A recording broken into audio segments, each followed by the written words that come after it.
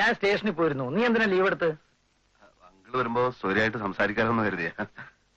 ഒരു മുന്നറിയിപ്പും ഇല്ലാതെ പെട്ടെന്ന് എനിക്കൊരു കല്യാണപ്പതി ഉണ്ടായോ?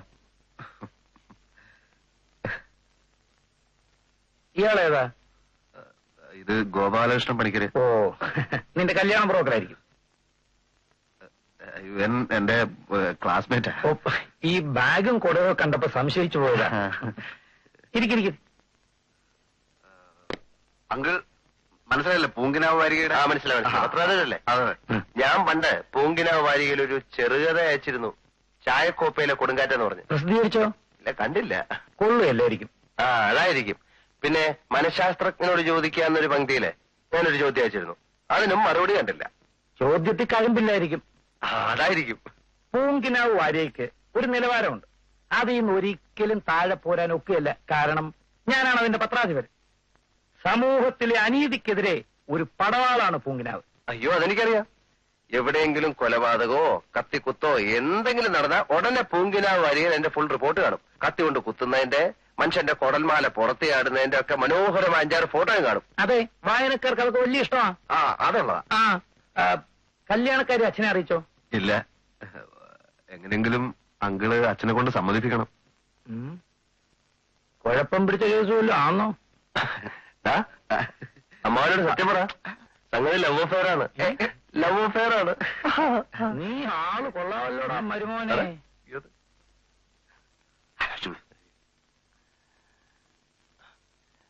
സാറ് വിചാരിക്കുന്ന പോലുള്ള ഒരു ലവ് അഫെയർ അല്ല. ഇവൻ അങ്ങോട്ട് മാത്രമുള്ള ലവ്. അക്കാര്യമൊന്നും ചോദിച്ച് സാർ അവന്റെ മനസ്സ് വിഷമിപ്പിക്കണ്ട.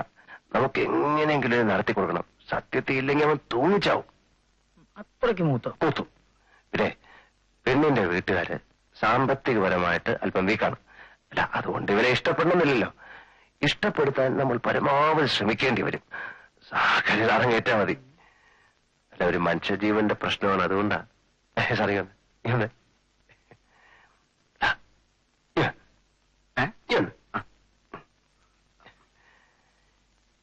എല്ലാ കാര്യം ഞാൻ പറഞ്ഞിട്ടുണ്ട്. ഞാൻ ആ വീട്ടിലാണ് താമസിക്കുന്നു എന്നുള്ള കാര്യം അമ്മാവനോട് പറയണ്ട. അങ്ങനെ പിന്നെ പ്രശ്നങ്ങൾക്ക്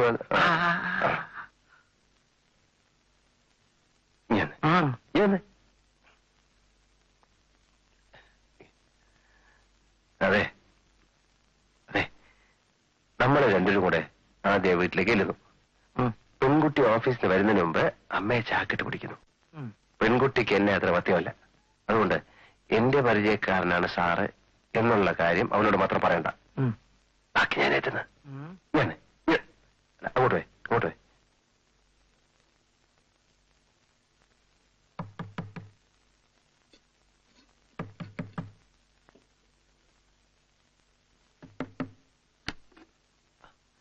മീര വന്നോ അമ്മേ? ഇല്ല. ഇത് ഞാൻ പറഞ്ഞ ചെറുക്കന്റെ അമ്മാവനാ. വന്നാട്ടെ. അമ്മ അല്ലേ? അതെ. പൂങ്കിനാവ് കാണാറുണ്ടോ? അയ്യോ അമ്മേ, അമ്മ വിചാരിക്കുന്ന കിനാവല്ല. ഇത് പൂങ്കിനാവ് വാരിക. പുള്ളി അതിന്റെ പത്രാധിപനും ഉടമസ്ഥനും ഇല്ല. ഇരുന്നാട്ടെ. എന്റെ അനന്തരവൻ ഒരു പോലീസ് ഉദ്യോഗസ്ഥനാണ്. അവന്റെ അച്ഛൻ അവനെ ഒരു വക്കീലാക്കാൻ ആഗ്രഹിച്ചപ്പോഴും അവന്റെ അമ്മ അവനെ ഒരു എഞ്ചിനീയറാക്കാൻ ആഗ്രഹിച്ചപ്പോഴും ഞാനാ എതിര് നിന്നിട്ടുള്ളത്. അതെ, അവന്റെ സ്വഭാവത്തിലെ ആ ഒരു പോലീസ് കണ്ണ് കണ്ടെത്തത് ഞാനാ. എനിക്ക് എവിടെ അനീതി കണ്ടാലും അതിനെ എതിർക്കാനുള്ള ഒരു മനോഭാവം വളരെ ചെറുപ്പത്തിലേ ഉണ്ടായിരുന്നു. എന്റെ അനന്തരവനും ആ ജനസിൽപ്പെട്ടവനാണല്ലോ. എന്നെ പോലെ ധീരനുമാണ്. ഞാൻ വാരികയെക്കൂടെയും അവൻ പോലീസിൽ കൂടെയും അനീതിക്കെതിരായിട്ട് നിരന്തരമായിട്ട് ശബ്ദിച്ചുകൊണ്ടിരിക്കുക. അതെ, ഞാനാണ് ഈ ആലോചന കൊണ്ടുവന്നെന്ന് മീര അറിയണ്ട. ഇഷ്ടപ്പെടില്ല. ഈ കല്യാണം നടന്നാലുള്ള ആഗ്രഹം കൊണ്ടാണേ. ചെറുക്കന്റെ അച്ഛനും അമ്മയും ഇത്തിരി യാഥാസ്ഥിതികരാ. എങ്കിലും എന്റെ അഭിപ്രായം അവഗണിക്കില്ലെന്ന് കരുതിക്കോളൂ. അത് സ്ഥിതിഗതികളൊക്കെ. സ്ഥിതിയിലും ഗതിയിലും ഒന്നും എനിക്ക് താല്പര്യമില്ല. പെൺകുട്ടിയുടെ ജോലിയോ ശമ്പളമോ എന്റെ അനന്തരനെ ആകർഷിക്കാനും ഇടയില്ല. വിവാഹം കഴിഞ്ഞാൽ അവളുടെ ശമ്പളം നഷ്ടപ്പെടുമല്ലോ എന്നുള്ള ഭയവും വേണ്ട. മക്കളോട് സ്നേഹമുള്ള ഒരമ്മയും അങ്ങനെ വിചാരിക്കില്ല. ഞാൻ പറഞ്ഞത് വേണ്ട, ഒന്നും ഇനി ഇങ്ങോട്ട് പറയണ്ട. അതല്ല, അവനെ ഇഷ്ടപ്പെടുവോന്നായിരിക്കും. കൊള്ളാം. ഇഷ്ടപ്പെടാതിരിക്കാൻ പ്രഥമദൃഷ്ട്യാ കാരണങ്ങളൊന്നും കാണുന്നില്ല. ഇഷ്ടപ്പെടാനാണെങ്കിൽ 1000 കാരണങ്ങളുണ്ട് താനും. മാമേ, അമ്മ എന്ന് വെച്ചാൽ ചായ ഇട്, എല്ലാം മംഗളമായി കലാശിക്കും. ചെല്ലേ ചെല്ലേ. സാറേ, ദേ ആ പെൺകുട്ടി വരുന്നുണ്ട്. സാറൊന്ന് ഇംപ്രസ് ചെയ്യിക്കണം. ഞാനിവിടെ എന്നാ ശരിയാവത്തില്ല.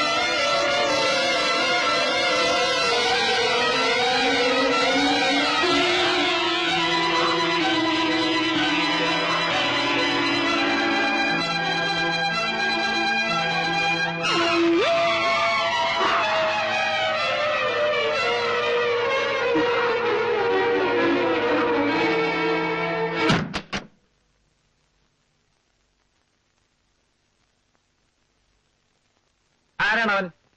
ആരാ അങ്കിൾ? നിന്റെ ക്ലാസ്മേറ്റ് ആണെന്ന് പറഞ്ഞ ഒരു ചതിയനെ നീ എനിക്ക് പരിചയപ്പെടുത്തി തന്നില്ലേ? ചതിയത്? ആ പെൺകുട്ടിയെ എവിടെ വെച്ചാ നീ പരിചയപ്പെട്ടത്? അത് പ്രേമമാണത്രേ. കല്യാണം എന്ന് പറയുന്നത് ആയുഷ്കാലത്തേക്ക് വേണ്ടുന്ന ഒരു ബന്ധമല്ലേ? ആ പെൺകുട്ടി ആരാണ്? അവരുടെ ബാക്ക്ഗ്രൗണ്ട് എന്താണ്? ഇതുമല്ലോ നീ അന്വേഷിച്ചോ? എന്താ അങ്കിൾ? ചോദിച്ചതിന് സമാധാനം പറ. അവളെ പറ്റി എന്തെങ്കിലും അറിയാമോ നിനക്ക്? എനിക്ക് ഞാൻ ആ കുട്ടിയെ കണ്ടു, പരിചയപ്പെട്ടു. നല്ല കുട്ടിയാണെന്ന് തോന്നി. എങ്ങനെ തോന്നി? എന്തറിഞ്ഞിട്ട് തോന്നി? എടാ, നീ ഒരു പോലീസ് ഉദ്യോഗസ്ഥനല്ലേ? നിന്റെ ജീവിതത്തിലെ ഏറ്റവും പ്രധാനപ്പെട്ട ഒരു സംഭവത്തെ പറ്റി ഒരു അന്വേഷണ ബുദ്ധി ഇല്ലാത്ത നീ എവിടുത്തെ പോലീസുകാരനടാ? അങ്കിൾ, എന്താ ഉണ്ടായത്? സ്റ്റുപ്പിഡ്. നല്ല ആളാ. മീരയുടെ അമ്മ ചായയും കൊണ്ടുവന്നപ്പോ സാറിന്റെ പൊടി പോലും കാണാനില്ല. എന്താ സാറേ എന്നോട് പോലും ഒരു വാക്ക് പറയാതെ? അവിടെ വെച്ച് പറഞ്ഞാൽ ശരിയാവില്ലെന്ന് തോന്നി. അതിരിക്കട്ടെ, ഈ ഇടപാട് തനിക്ക് എത്ര രൂപ കിട്ടും? രൂപയോ? അതേടോ, എന്നെ എന്റെ അനന്തരവനെയും ചതിക്കുന്നതിന് തന്റെ റേറ്റ് എത്രയാണോ ഞാൻ ചോദിച്ചത്. ചതിക്കാനോ? സാറേ, ഗോപാലകൃഷ്ണൻ പഠിക്കരുത്, ഇന്നുവരെ ആരെയും ചതിച്ചിട്ടില്ല. എടോ, ദൈവം എന്ന് പറയുന്ന ഒരാൾ മുകളിലുണ്ട്. അതുകൊണ്ട് ഞാനും എന്റെ അനന്തരവനും തൽക്കാലം രക്ഷപ്പെട്ടു. കാര്യം എന്താന്ന് വെച്ചാ പറ സാറേ. രാജേന്ദ്ര, ഞാൻ നിന്നെ ഏതെങ്കിലും രീതിയിൽ ചതിക്കുമെന്ന് നിനക്ക് തോന്നുന്നുണ്ടോ? ഈ വിവാഹം നടന്നാൽ എനിക്ക് എന്താ ഗുണമെന്നുള്ള കാര്യം നിനക്കറിയാമല്ലോ. ആരെയെങ്കിലും ചതിച്ച് എന്തെങ്കിലും നേടണമെന്ന് സ്വപ്നത്തിൽ പോലും ഞാൻ ആഗ്രഹിച്ചിട്ടില്ല സാർ. അങ്കിൾ, ഗോപാലകൃഷ്ണൻ മനഃപൂർവ്വം എന്നെ ദ്രോഹിക്കുകയില്ല. അങ്കിൾ കാര്യം എന്താ വെച്ചാ പറയും. എന്റെ പൂങ്കിനാവില് മനഃശാസ്ത്രജ്ഞനോട് ചോദിക്കൂ എന്ന പങ്ക്തി കൈകാര്യം ചെയ്യുന്ന ഡോക്ടർ ശിവരാജനെ നിനക്കറിയോ?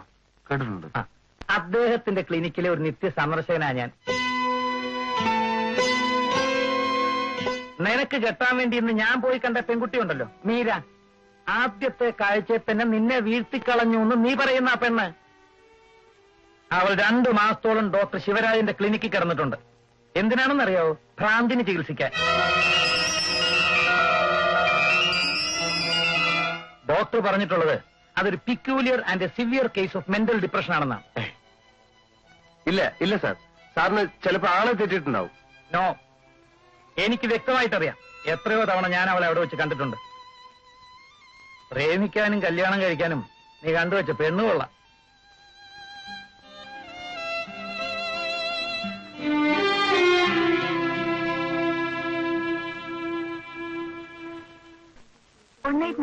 എത്ര തവണ പോകും? എത്ര തവണ പോകുന്നു? 60 × 3 180. 180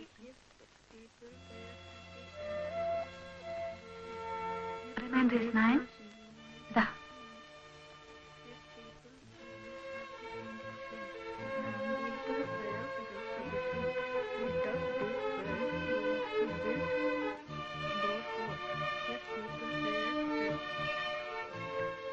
ഒരു കാര്യം പറയാനുണ്ട്.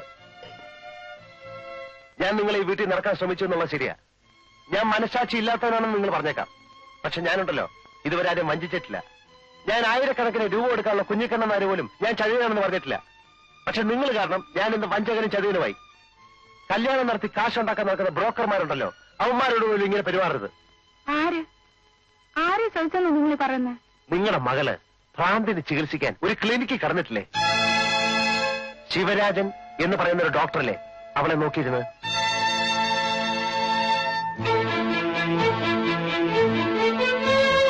എന്തിനാ നിങ്ങൾ ദിവസവും ദൈവത്തിന് മുമ്പിൽ ചെന്ന് പ്രാർത്ഥിക്കുന്നത്? മോൾക്ക് ഭ്രാന്താണെന്നുള്ള കാര്യം ഒളിച്ചു വെച്ച് അവളെ വല്ല നിരപരാധികളുടെ തലയെ കെട്ടിവെക്കാനോ?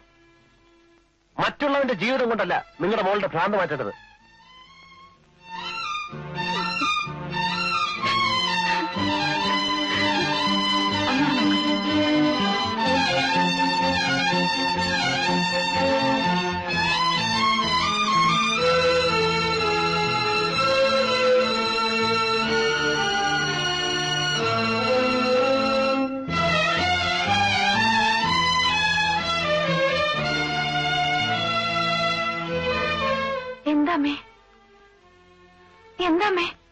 എന്താ ഉണ്ടായത്?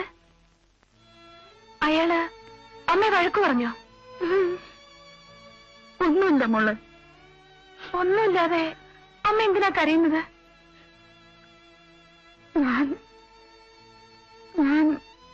ഞാനിങ്ങനെ ഓരോന്ന് ഓർത്തു പോയി.